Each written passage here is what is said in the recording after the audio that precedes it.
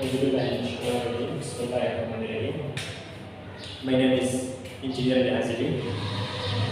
I am a physics instructor, Rapid Coaching Academy. बच्चों, आज का जो हमारा टॉपिक है सब logical and important terms use with dimension. Dimension पे हमने बहुत सारे लेक्चर रिकॉर्ड किए। इसमें डायमेंशन क्या है, डायमेंशन फार्मूला क्या चीज़ है, फिर हमने डायमेंशन के साथ कुछ रिलेटेड टर्म्स के बारे में एक वीडियो रिकॉर्ड किया है। तो अगर आप वीडियोस देखना चाहते हो और dimensional variable, dimensional constant, dimensional less variable, dimensional less constant, इस पर एक डिटेल से वीडियो हमारा है। तो अगर आप लोग देखना चाहते हो तो डिस्क्रिप्शन में उसके लिंक अवेलेबल है। लेकिन आज का जो लेक्चर है हमारा वो एमसीक्यूज पॉइंट ऑफ व्यू के साथ बहुत इम्पॉर्टेंट है। वो क्या है बेटा, प्रिंसिपल ऑफ होमोजेनिटी। तो डायमेंशन के साथ एक related term principal of homogeneity. तो ये प्रिंसिपल ऑफ होमोजेनिटी है क्या चीज़, ठीक है ना बेटा। इस तरह नाम से पता चलता है प्रिंसिपल एक उसूल होते हैं, होमोजेनिटी एक जैसी चीज़ को कहते हैं, ठीक है ना, जो सेम हो दोनों तरफ उसको होमोजेनिटी कहते हैं। जिस तरह प्रिंसिपल ऑफ होमोजेनिटी क्या चीज़ है, the dimension of each term in equation n in an equation must be same is called principle of homogeneity। हमारे पास एक इक्वेशन है ना, तो इक्वेशन की दोनों तरफ हर एक टर्म्स की डायमेंशन सेम होना चाहिए और मस्ट बी सेम, उसको कहते हैं प्रिंसिपल ऑफ होमोजेनिटी, ठीक है ना। मैं एग्जांपल आप लोगों को दूंगा कि प्रिंसिपल ऑफ होमोजेनिटी क्या चीज़ है और ईच टर्म की सेम डायमेंशन का क्या मतलब है। Different unit of physical quantity can not be added with each other. ये भी हम एक्सप्लेन करते हैं कि ये क्या चीज़ है, but they are multiplied and divided with each other, वो भी हम एक्सप्लेन करते हैं। यहाँ पे our same unit of physical quantity will be added to each other. तो ये इस तरह आप लोगों को समझ नहीं आ रही है, तो मैं आप लोगों को एक एग्जांपल से समझा रहा हूँ। फॉर एग्जांपल हमारे पास एक इक्वेशन है, एक्सप्लेनेशन विद एग्जांपल के साथ में आप लोगों को डेफिनेशन क्लियर करना चाहता हूँ कि the dimension of each term in an equation must be same is called principle of homogeneity। For example हमारे पास इसकी इक्वेशन है, फर्स्ट इक्वेशन आप मोशन बीम्स को b प्लस 8, ठीक है बेटा। इस टर्म की और इस टर्म की, ये सारे अगर हम इंडिविजुअली देखा जाए v i 8 तो उसको डायमेंशन सेम होगा बेटा, तो उसको कहते हैं क्या बेटा, principal of homogeneity. For example ये हमारे पास v हो, vi हो, जो भी हो, ये फाइनल एवरेशन है, ये क्वांटिटी एंड नेचर की बात हम करते हैं ना। और v थोड़ा सा बड़ा होगा, ज़्यादा होगा सारी, और vi थोड़ा सा कम वेलोसिटी है क्योंकि इनिशियल वेलोसिटी फाइनल वेलोसिटी है। लेकिन अगर क्वालिटी एंड नेचर के बारे में अगर हम देखा जाए तो क्वालिटी ये भी वेलोसिटी है और ये भी वेलोसिटी है, ठीक है। वेलोसिटी ही होगा। तो वेलोसिटी की जो यूनिट है वो हमारे पास बराबर है मीटर पर सेकंड के, ठीक है बेटा। इसी तरह अगर यहाँ पे हम देखा जाए इसकी भी यूनिट क्या है बेटा, मीटर पर सेकंड है। ये अलग बात है कि फाइनल एवरेशन है, इसके साथ हमारा काम नहीं है बेटा, ठीक है बेटा। और अगर हम देखा जाए तो एक्सेलरेशन के साथ, एक्सेलरेशन का जो यूनिट है वो हमारे पास बराबर है मीटर पर सेकंड स्क्वायर की, क्लास 9 की बात है। और ये यहाँ पे मल्टीप्लिकेशन है तो ये सेकंड, ठीक है बेटा। तो ये सेकंड के साथ कैंसिल हो जाएगा, मीटर पर सेकंड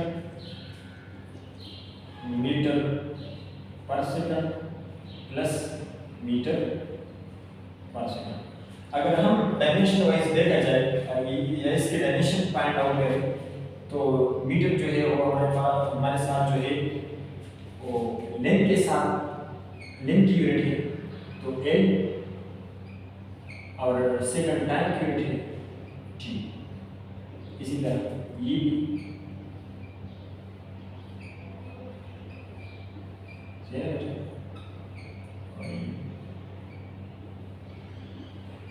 सेम। तो ये होगा ई टी अगर ऊपर चला जाए एल टी माइनस वन, तो ये भी एल टी माइनस वन हो जाएगा, प्लस ये भी एल टी सेम है। तो ये एक होमोजेनिटी इक्वेशन है, सिर्फ एक होमोजेनियस इक्वेशन है। क्यों? क्योंकि हर टर्म्स की डायमेंशन जो है वो सेम है बेटा। तो the dimension of each term in equation must be same. ये एक इक्वेशन है, इसमें ये एक टर्म है, ये दूसरा टर्म है, ये तीसरा टर्म है, सही है ना, मस्ट बी सेम। इसका प्रिंसिपल ऑफ होमोजेनिटी, उसको कहते हैं प्रिंसिपल ऑफ होमोजेनिटी, ठीक है बेटा। Different unit of physical quantity can not be added with each other. ये जो है जगह ए टी, तो ए जो है एक्सेलरेशन एक डिफरेंट फिजिकल क्वांटिटी है और ये टाइम जो है एक डिफरेंट फिजिकल क्वांटिटी है। ये एक दूसरे के साथ ऐड नहीं हो सकते बेटा, ठीक है बेटा। क्यों? ये वी के साथ फिर के साथ ऐड हो सकता है अगर ए, तो फिर ए टी और बी डिफरेंट है, तो ये एक टर्म कैंसिल होती है बेटा और एक ये दूसरा टर्म है। अगर हम देखा जाए तो इसकी डायमेंशन ओवरऑल और इसकी डायमेंशन ओवरऑल ये सेम है बेटा, देखा ना बेटा, ये इसकी डायमेंशन है और ये ए टी की डायमेंशन है। तो ए जो है मीटर पर सेकंड स्क्वायर है और टी जो है वो सेकंड है, तो सेकंड के साथ कैंसिल हो जाएगा, तो इसकी डायमेंशन ये वी की तरह हो जाएगा। तो फिर हम ऐड कर सकते हैं, लेकिन ए और टी एक दूसरे के साथ ऐड नहीं कर सकते हैं। क्यों? क्योंकि ए की डायमेंशन अलग है और टी की डायमेंशन अलग है। तो टू डिफरेंट यहाँ पे मैंने कहा है different unit of physical quantity can not be added with each other, सही है ना बेटा। तो two different unit of physical quantity जो है वो हम एक दूसरे के साथ ऐड नहीं कर सकते हैं, सही है ना बेटा, but they are multiplied and divided with each other, सही है बेटा। बट लेकिन हम ये मल्टीप्लाइड और डिवाइड कर सकते हैं एक दूसरे के साथ एक इक्वेशन में, लेकिन ऐड अप नहीं कर सकते हैं, ठीक है बेटा। इसी तरह same unit of physical quantity will be added to each other. तो ये क्यों हम ऐड करते हैं? क्योंकि ये दोनों का यूनिट सेम है, इसलिए हमने यहाँ पे एडिशन लगाई है, ठीक है बेटा। तो उसको कहते हैं डायमेंशन ऑफ होमोजेनिटी। ये था हमारे पास एक जनरल एक आंसर एग्जांपल। एक और एग्जांपल हम लेते हैं बेटा, और S is equal to B I T plus half A T square. इस हमारे पास डिस्प्लेसमेंट है, इसकी यूनिट क्या है बेटा? मीटर। इसकी यूनिट वेलोसिटी की unit metre per second, time की यूनिट सेकंड, प्लस वन और टू ये वैल्यू है कांस्टेंट, इसकी यूनिट है। एक्सेलरेशन की unit metre per second square cross time की यूनिट सेकंड है, लेकिन टाइम की स्क्वायर है तो सेकंड स्क्वायर हो गया, सही है बेटा। तो सेकंड के साथ कैंसिल हो जाएगा, तो मीटर यहाँ पे मीटर प्लस सेकंड स्क्वायर के साथ कैंसिल हो जाएगा, तो मीटर। इसको देखो बेटा, इक्वेशन की लेफ्ट साइड की जो डायमेंशन है वो हमारे पास है मीटर है, तो एल, ठीक है बेटा, आप लोग देख सकते हो। और ये एल प्लस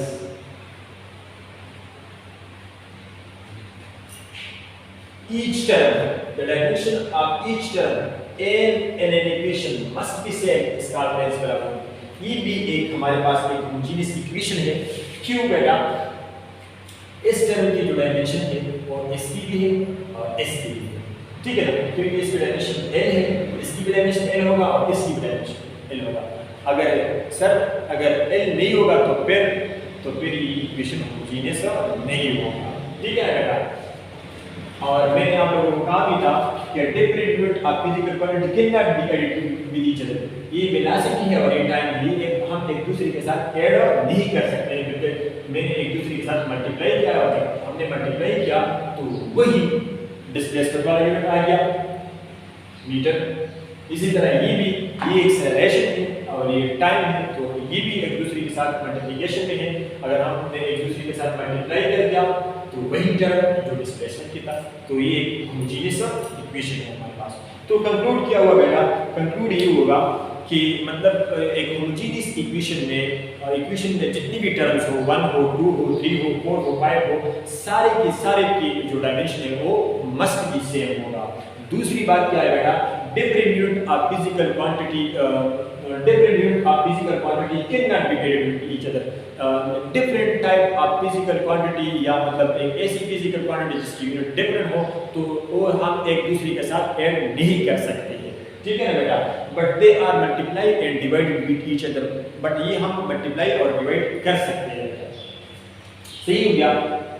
और दूसरा, same unit of physical quantity will be added with each other. इस तरह हमारे पास same unit of physical quantity है, 2 न्यूटन फोर्स है प्लस 2 न्यूटन फोर्स है, इससे हम 4 यूनिट रिजल्ट, इससे हमें 4 यूनिट आ सकती है। अगर इसकी ईच टर्म के डायमेंशन अगर हम देखा जाए तो न्यूटन हमारे पास बराबर है KG metre per second square plus यहाँ भी KG metre per second square के बराबर होगा, और ये भी KG metre per second square के बराबर है। तो मतलब यूनिट सेम है तीनों का, तो तीनों का डायमेंशन भी सेम ही होगा, तो ईच टर्म की डायमेंशन सेम होगा, तो एक होमोजेनियस इक्वेशन है, ठीक है।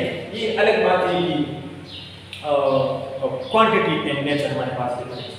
अगर इस तरह हम देखा जाए एग्जांपल वाइज कि 2 लीटर पेट्रोल है हमारे पास, ठीक है ना, ये हम ऐड करते हैं 2 मीटर लेंथ के साथ, तो ये एडर नहीं हो सकते क्योंकि ये डिफरेंट फिजिकल क्वांटिटी है और ये डिफरेंट फिजिकल क्वांटिटी। इसी तरह अगर हम 2 न्यूटन फोर्स के साथ हम 4 केजी मास ऐड करें तो ये एडर नहीं हो सकती क्योंकि ये डिफरेंट फिजिकल क्वांटिटी है और ये डिफरेंट फिजिकल क्वांटिटी, तो इसको हम कहते हैं बेटा होमोजेनिटी। इसके बाद हम कुछ जनरल इक्वेशन करते हैं यहाँ पे कि मतलब जनरल इक्वेशन आप कैसे पाएंगे। ये हमारे पास एक इक्वेशन है, लेकिन इस इक्वेशन की कुछ इंफॉर्मेशन दिया गया है, लेकिन इस इक्वेशन की कुछ इंफॉर्मेशन हमारे पास होगा, ठीक है ना। वो इंफॉर्मेशन क्या है, वही जो है वो हमारे पास क्या है बेटा, ये हमारे पास डिस्टेंस होगा,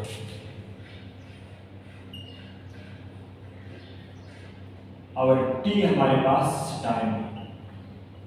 ये इंफॉर्मेशन हमें चाहिए कि y क्या चीज है और ये t क्या चीज है। बाकी अगर कोई हमसे कहे कि यार a के डायमेंशन फाइंड आउट करें, what is the dimension, what is the MCQ point of view के साथ what is the dimension of A, R, B, R, C, तो हमें पता है बेटा कि एक होमोजेनियस इक्वेशन की हर टर्म्स की डायमेंशन सेम होना चाहिए, ठीक है ना। तो अगर ये डिस्टेंस है या डिस्प्लेसमेंट जो भी हो तो इसके डायमेंशन क्या है बेटा, मीटर है। तो ये हर टर्म जो है वो y की इक्वल है, जिस तरह हमने पिछले एग्जांपल की है, ठीक है बेटा। तो y हमारे पास बराबर होगा a। कंडीशन क्या है बेटा, कंडीशन ये है कि इक्वेशन होमोजेनियस इक्वेशन है, तो इसकी जो यूनिट है डायमेंशन है ये क्योंकि डिस्टेंस है तो डिस्टेंस की यूनिट है मीटर, और ये हम फाइंड आउट करते हैं तो मीटर लेंथ की यूनिट है और लेंथ की डायमेंशन हो गई, तो a की यूनिट सारी डायमेंशन है वो a है ना बेटा। इसी तरह अगर हम देखा जाए तो y की डायमेंशन भी a होगा क्योंकि y डिस्टेंस है और डिस्टेंस की यूनिट मीटर है, तो इसकी डायमेंशन भी a ही होगा, और बाकी सारी टर्म्स की डायमेंशन a ही होगा।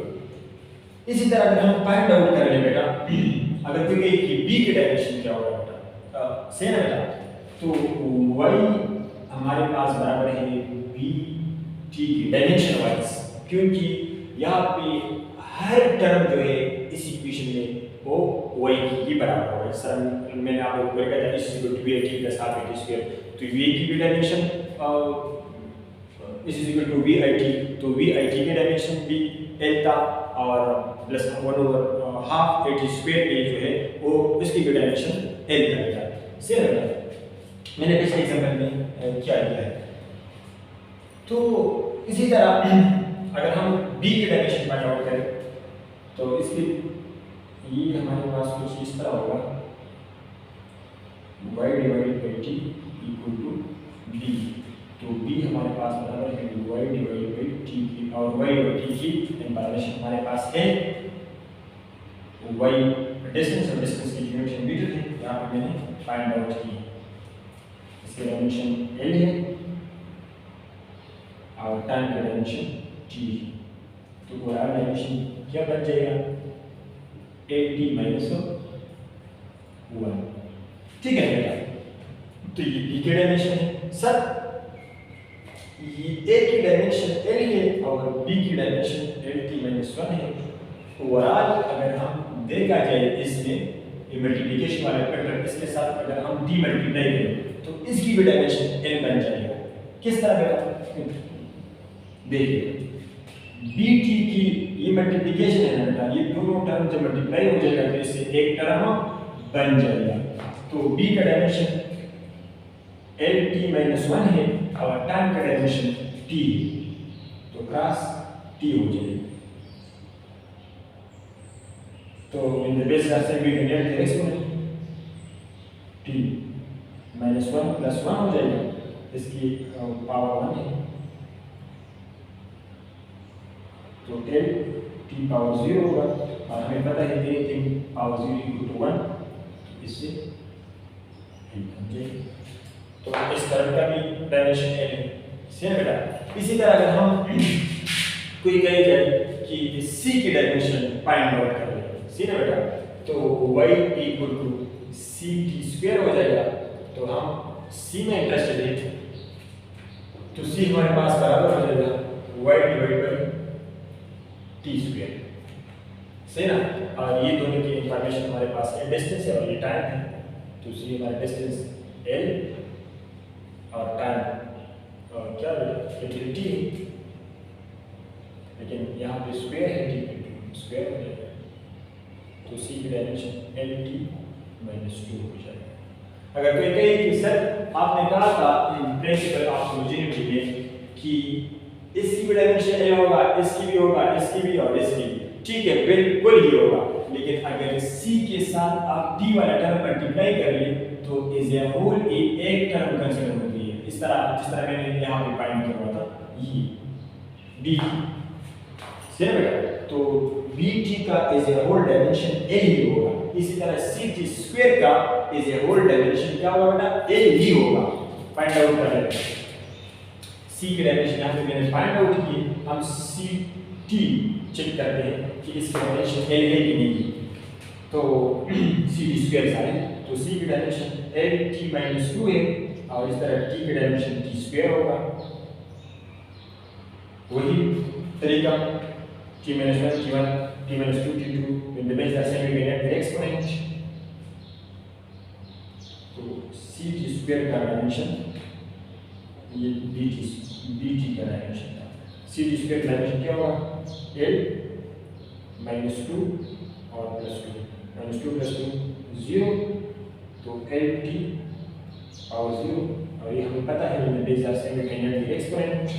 तो ct² की बराबर अगर हम डायमेंशन देखा जाए तो वही l ही होगा। ठीक है बेटा, तो इसका मतलब क्या हो गया बेटा, वही मतलब प्रिंसिपल ऑफ होमोजेनिटी का कि एक इक्वेशन में हर टर्म का जो डायमेंशन है वो सेम ही होगा। जिस तरह y की जो डायमेंशन है वो l है क्योंकि y डिस्टेंस है, तो फिर a की भी डायमेंशन l ही होगा। b की डायमेंशन l नहीं होगा बेटा, bt की डायमेंशन l होगा क्योंकि ये एक टर्म कंसीडर हो रही है, ये दोनों मिलके एक टर्म बन जाती है। तो इसके डायमेंशन क्या होगा बेटा l, क्योंकि मैंने यहाँ पे b की डायमेंशन निकाला है, ये lt - 1 है।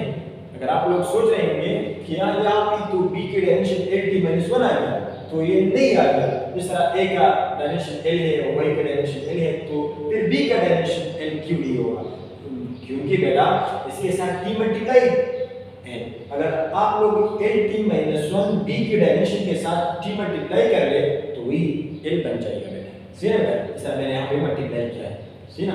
इसी तरह अगर कोई हमसे कहे कि what is dimension of C and this equation, तो सी की डायमेंशन हमारे पास एल टी माइनस टू है बेटा, सी ना बेटा। तो सर इससे सी का डायमेंशन तो एल नहीं है, तो फिर ये इक्वेशन गलत है, या मतलब होमोजेनियस है ही नहीं बेटा, ठीक है, इसकी भी डायमेंशन एल है, तो ये सी है, सी की dimension L T minus two है, तो सी के साथ ये एक टर्म कैंसिल हो रही है, तब जब उसके साथ टी स्क्वायर मल्टीप्लाई करें, तो आप C L T minus two के साथ, या मतलब सी के साथ आप टी मल्टीप्लाई कर लें सी टी स्क्वायर, तो सी की dimension L T minus two और क्रॉस टी स्क्वायर, तो इस तरह आप लोगों को ठीक है ना बेटा। इसी तरह एक और इक्वेशन हम करते हैं, ये आप लोग नोट कर सकते हो,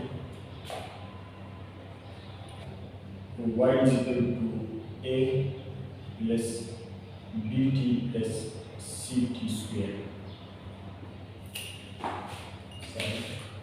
ये मार्क कर सकते हैं, लेकिन ये हम चेंज करते हैं, ठीक है। आप लोग सोच रहे होंगे कि बस ये जरूरी है, ये चीज नहीं, इसकी जगह हम एफ लेते हैं,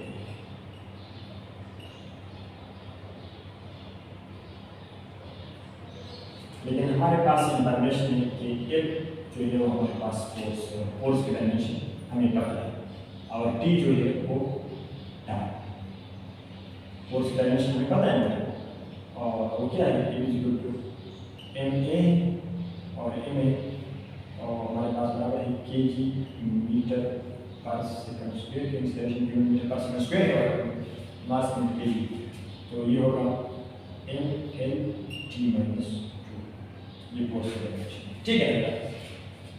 और टाइम की डायमेंशन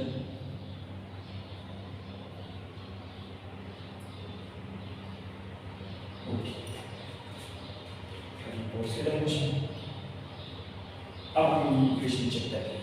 अगर कोई कहे कि एक की डायमेंशन क्या होगा, तो क्लियर कट आप डायरेक्टली बताएं कि एक की डायमेंशन एफ वाला डायमेंशन हो, अगर आपको पता हो एक की डायमेंशन तो directly M L T minus two, अगर आपको पता नहीं है तो आप इसी तरीके से आप निकाल सकते हैं, ठीक है। ये तो आसान है, क्यों?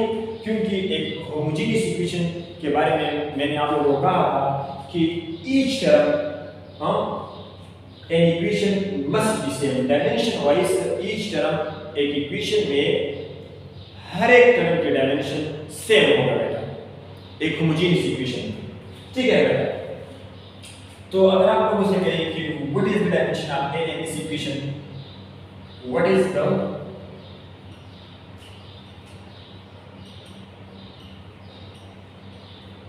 Dimension of A in this equation,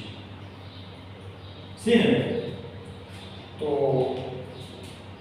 f और a के डायमेंशन सेम होगा क्योंकि ये टर्म है, ये दूसरा टर्म है और ये तीसरा टर्म है, तो f इक्वल टू a, तो a इक्वल टू f, तो a इक्वल टू f का डायमेंशन हमने फाइंड आउट की m n t minus two. अगर m n t minus to नहीं होगा ऑप्शन में, तो फिर आप लोग तो इसी तरह ऑप्शन भी दे सकते हैं पेपर में कि the dimension of A is equal to the dimension of A, same है। इसी तरह अगर आपको कहें कि बी की डायमेंशन फाइंड आउट करें इस इक्वेशन में, तो बी की डायमेंशन आप फाइंड कर सकते हो, तो फिर एक बराबर होगा हमारे पास बी टी के, और बी हम बराबर होगा एफ बाई टी, क्योंकि टी यहाँ पर मल्टीप्लाई इस तरफ शिफ्ट हो जाएगा, तो एफ बाई टी होगा। तो देखते बेटा b इक्वल टू f की डायमेंशन है हमारे पास, मैंने यहाँ पे फाइंड आउट किया पहले से, m l t minus two, और टाइम की डायमेंशन t, तो अगर ऊपर चला जाए तो b equal to m l t minus two t minus one, तो b equal to m l t minus, ठीक है सर। एफ की dimension M in T minus 2 से ना, ये चलो टी हो गया इस टर्म की, और लेफ्ट साइड की जो टर्म था वो एम इन टी माइनस 2 की बराबर है। ए की डायमेंशन जो हमने फाइंड आउट कर दिया वो भी एम इन टी माइनस 2 आ गया। तो इस टर्म की एम इन टी माइनस 2 क्यों नहीं पाया बेटा? इसलिए कि ये हमने बी की डायमेंशन फाइंड आउट कर दिया। यहाँ पे टी भी मल्टीप्लाई, आप टी मल्टीप्लाई करके वहां बी के साथ, तो डी की डायमेंशन क्या आएगा? एम एल टी माइनस 3 और टी की डायमेंशन टी आएगा। तो यहाँ पे जिसकी पावर नहीं है उसकी पावर 1 आएगा। तो देखिए डी टी का डायमेंशन वही होगा जिसका फोर्स वाली M L T minus 2 with the base का सेमी एक्सपोनेंट वो एम एल और टी टी बेस सेम है, पावर एम हो जाएगा 3 + 1 - 2। बी टी एक टर्म कंसीडर होती है, सिर्फ बी एक टर्म है। इस तरह आप सी की बी निकाल सकते हो क्योंकि सी टी स्क्वायर हमारे पास बराबर होगा f/t² और टी की डायमेंशन भी अवेलेबल है, f की डायमेंशन और एक दूसरे के साथ कैंसिल। ठीक है, इसी तरह हमारे पास एक और इक्वेशन है, आप ये नोट कर लें।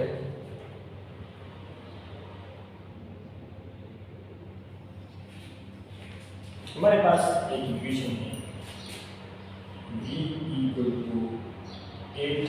8b/c² प्लस, ठीक है बेटा। लेकिन यहाँ पे हमें कुछ इंफॉर्मेशन दिया गया है कि v हमारे पास बराबर है मीटर/सेकंड, सॉरी v हमारे पास है वेलोसिटी या स्पीड है, जो भी आप ले सकते हो क्योंकि स्पीड और वेलोसिटी की डायमेंशन सेम है, और t हमारे पास बराबर है टाइम। ठीक है,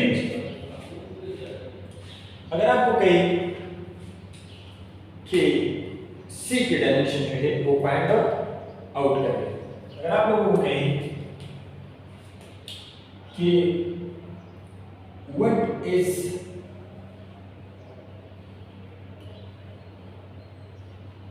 द डायमेंशन ऑफ c, आप लोग सोच रहे होंगे कि अगर हम ये बराबर कर ले v = b/c² + t, चलो ठीक है, v और t की डायमेंशन हमें मालूम है कि वेलोसिटी है और ये टाइम इसके मालूम है, लेकिन इस इक्वेशन में तो दो अननोन है, तो फिर हम c की डायमेंशन कैसे फाइंड आउट करते हैं? ठीक है बेटा, ये थोड़ा सा मुश्किल एमसीक्यूज है, तो इसके लिए आप लोगों को एक कंसेप्ट की जरूरत है। यहाँ पे मैंने लेकर बता different unit of physical quantity can not be added with each other. सीधे बेटा, यहाँ पे c और t एक दूसरे के साथ एडेड है, तो इसका मतलब ये है कि c और t की जो डायमेंशन है वो सेम है बेटा, इसलिए एक दूसरे के साथ ऐड है और टाइम की डायमेंशन हमें मालूम है। ठीक है बेटा, तो फिर आप फाइंड आउट कर सकते हैं बेटा। ये इक्वेशन आप छोड़ के अब आप इस तरह लिखिए कि c² = t, क्यों?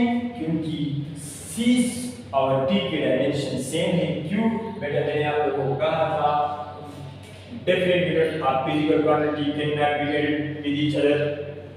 जिस फिजिकल क्वांटिटी की यूनिट डिफरेंट हो वो एक दूसरे के साथ एडअप नहीं हो सकते। यहाँ पे एडअप है तो इसका मतलब है ये इस और इसकी डायमेंशन है वो सेम है। डायमेंशन पॉइंट ऑफ व्यू के साथ अगर हम देखा जाए तो दोनों की यूनिट हो सेम है। ठीक है बेटा, तो c² की जो c² हमारे पास बराबर हो जाएगा और c की हम डायमेंशन फाइंड आउट करते हैं और इस पे हम रूट और इस पे तो c हमारे पास बराबर होगा t 1/2 सही है। तो c के डायमेंशन होगा e/t